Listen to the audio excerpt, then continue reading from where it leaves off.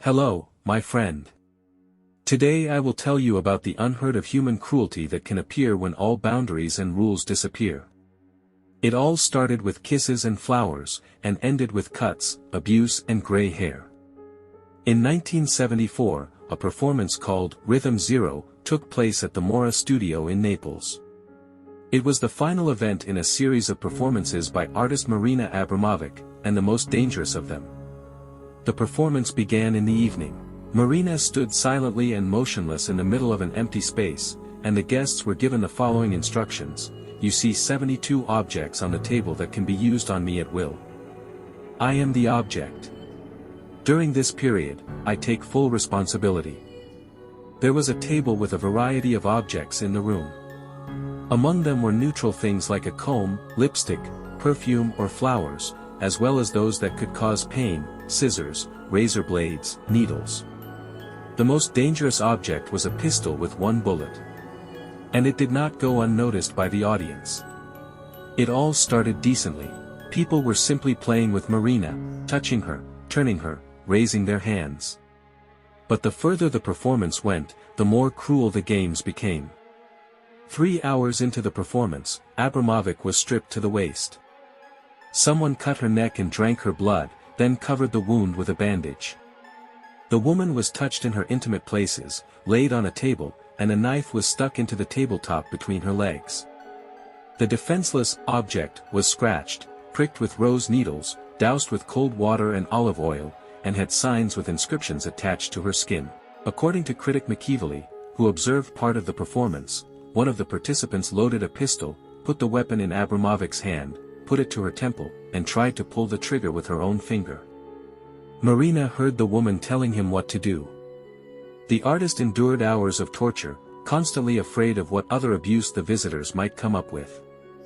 When the show was over and the half-naked, bloodied woman with tears in her eyes moved towards the audience, they literally rushed to the doors. 6 hours of horror did not pass without a trace for Marina. Returning to the hotel, she found a large strand of gray hair in her hair. It must be said that this was not the first time that Abramovic received injuries during her performances. For example, during one performance she lost consciousness in a burning star, and another time she cut her fingers with a knife.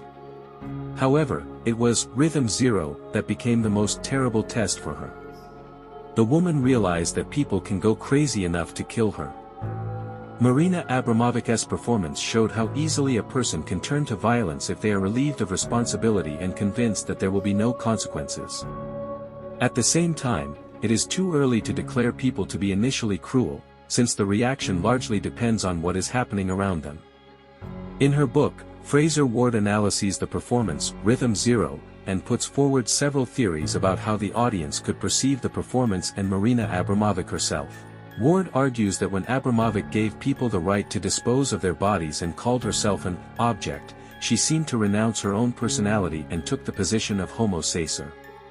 This concept was used in ancient Rome to describe a person who was outside the law and could be killed by anyone. During the performance, Marina declared her body if not public, then at least not personal, destroyed the boundary between public and private, which caused dissonance in people and an acute desire to restore the boundaries, to make her move, to express herself, to become a person again, not an object. In addition, complete passivity in response to any action could be perceived as aggression. This could disappoint and frustrate the audience, and also cause a desire to achieve at least some kind of reaction. Fraser Ward writes that the very setting of the performance set people up for causing pain. There were many dangerous objects on the table, such as razor blades, a knife, and a hammer. And if in a normal situation these things could be used for everyday tasks, then during the performance it was assumed that they needed to be somehow applied to the object, that is, Marina. Not to mention that among the things there was a pistol with a cartridge, and it is difficult to think of any other use for it except violence. Moreover, photographs from Marina's previous performances hung on the walls of the hall, which could be perceived as a hint for action. First of all, Marina Abramovic herself stated that she takes full responsibility for what will happen during the performance. She allowed people to do whatever they wanted. Moreover, the participants of the performance acted in a group. This not only relieved everyone of personal responsibility for their behavior, but also provided an opportunity to receive public support and encouragement for their actions. In her interview, Marina Abramovic mentioned that if people are given the freedom to do whatever they want, they can become mad enough to kill. At the same time, not all of the participants in Rhythm Zero committed violent acts. Some wiped Marina's tears, tried to intervene when she was being attacked. According to McEvilley, when a loaded gun was pointed at a woman's head, a fight broke out in the audience.